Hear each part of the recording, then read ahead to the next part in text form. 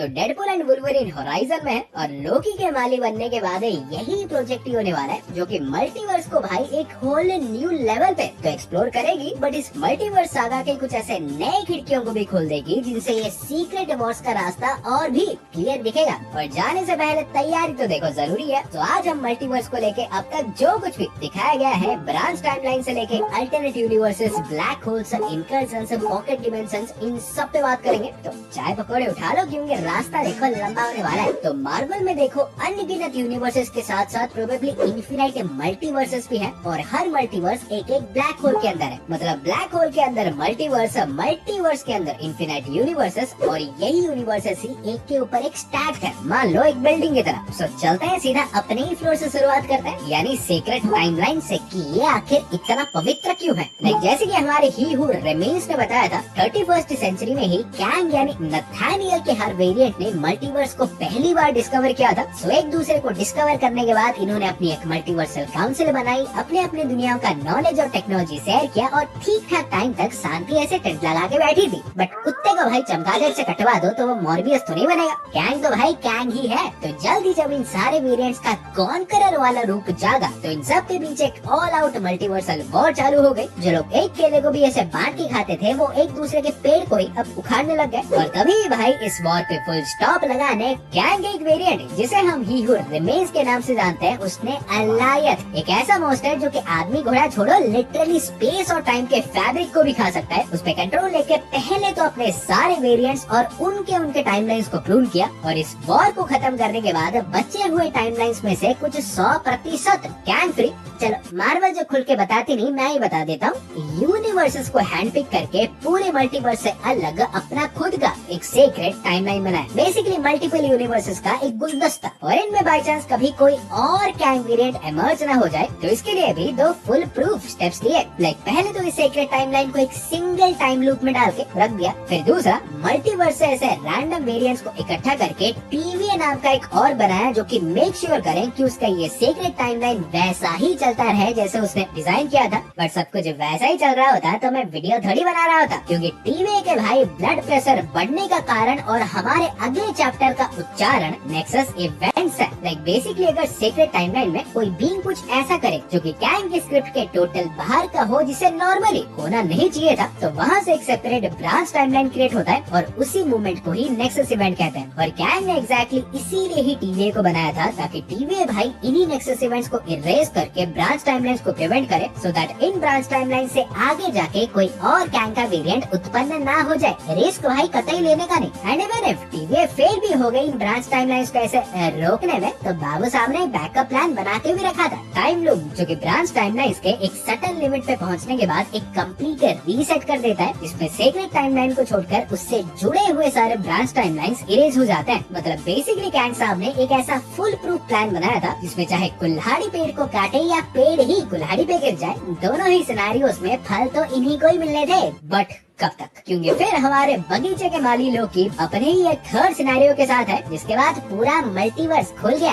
अगर तुमको याद हो तो लास्ट एपिसोड में हमारे लोकी ने ही हू रिमेन्स को कहा था कि वो उसके वेरिएंट से लड़ता रहेगा जब तक मम्मी घर न बुला ले। तो ही हू रिमेन्स ने रिप्लाई किया था कि लोकेश बाबू तुम जो भी कर लो आउटकम एक ही होगा, मेरा वापस आना। तो लोकी ने हमारे उसी टाइम पीछे एक बोर्ड पे नजर डाली थी और जो इक्वेशन देखा उसने, that changed everything. Let me explain. गहराई में जाएंगे, गॉगल्स पहन लो।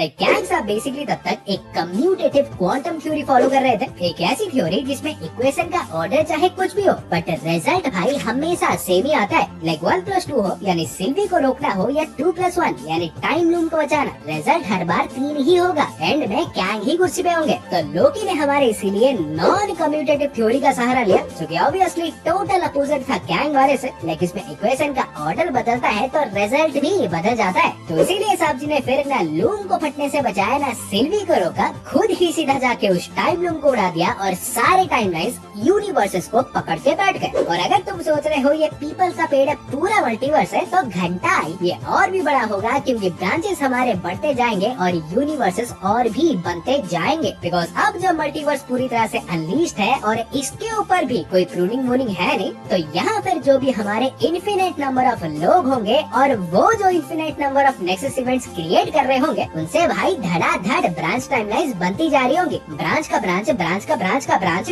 चलता ही रहेगा। और काजू कतली खाने वाली बात नहीं है, क्योंकि जब हमारे दो पैरेलल यूनिवर्सेस के ब्रांच टाइमलाइंस एक दूसरे से टकराएंगे, गेस व्हाट, इनकर्जन्स होंगे। लाइक हाँ, पराई यूनिवर्स में जाके हीरोगिरी करने से तो होंगे ही, बट मोस्टली ऐसे ही होंगे। होंगे क्या, हो रहे हैं। ये तो सी हल्क ने कोई पुण्य किया होगा जो एमसीयू वाले रात को चैन से सोते हैं। फिर इसके बाद अपने प्यारे स्पाइडर वर्स की बात करें तो ये भी मल्टीवर्स ही है, बट जैसे हमारे मल्टीवर्स को लोकी पकड़ के बैठे हैं, तो स्पाइडर वर्स में वैसे ही हर यूनिवर्स वेब ऑफ लाइफ से जुड़ा हुआ है। और वो भी हर ऐसा वैसा यूनिवर्स नहीं, सिर्फ वही पर्टिकुलर यूनिवर्सेस जिनमें या तो कभी कोई स्पाइडर एंटिटी रहा करता था, है या आगे जाके रहेगा। और मेगोलोहारा हमारे उन्हीं सारे यूनिवर्सेस को मॉनिटर करता है। और आई नो शायद ये भी सोच रहे होंगे कि फिर हमारे Earth 838 Fox universe, even spider verse में भी 616B, 1610A, ये कौन से यूनिवर्सेस हैं, ब्रांच या पैरेलल? तो ये देखो, ब्रांच भी हो सकते हैं और पैरेलल भी, बट स्पेसिफिकली अगर कोई ऐसा 1610A, 616B ऐसे कुछ दिख जाए तो झट से वही जान लेना कि ये ब्रांच टाइमलाइन ही है, और वो भी ब्रांच का ब्रांच। लाइक सपोज मान लो अर्थ 616 प्राइम अर्थ है, फिर उससे एक ब्रांच निकलेगा अर्थ 838 है, फिर उससे दो और निकलेंगे, तो यही पे ही अर्थ 838 से निकले हुए ब्रांचेस को 838A,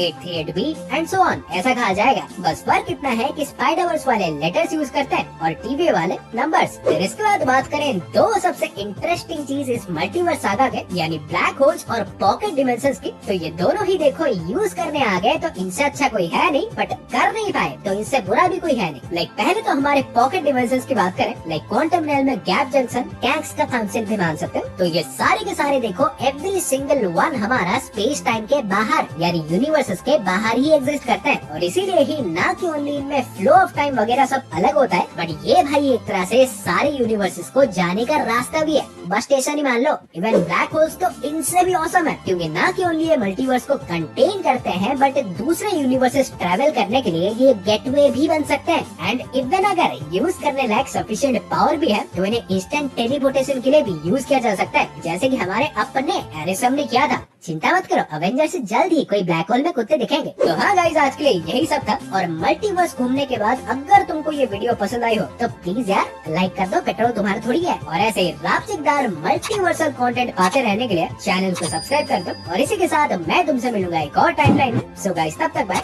और टेक केयर।